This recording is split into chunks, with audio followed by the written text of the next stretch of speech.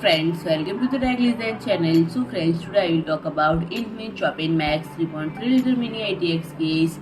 So friend, InWin has introduced the PC case Chopin MAX. All Mini-ITX, there are 3 hues available: grey, black and silver. And friend, the height of the CPU cooler, which was up to 43 mm previous model, has been increased to 54 mm in the newest work of Chopin series. And the retail coolers such as AMD's Wraith steel telling tiles, Laminar RM1 and Laminar RS1 may be added, and standard USB 3.2 Gen2x2 Type-C connector with a 20 Gbps bandwidth has been added to the front I/O, and standard drive bay contains two 2.5-inch shadow bays. The I/O port has two USB 3.2 Gen2 Type-C ports, two USB 3.2 Gen1 Type-A ports, two audio terminals, and one power supply unit, and it uses the same 200-watt model with 80+ gold certification as the Chopin Pro, and the chassis is made of SECC and aluminum. The body is 84 mm wide, 217 mm deep, and 244 mm tall, and weighs around 2.2 kg. And friend,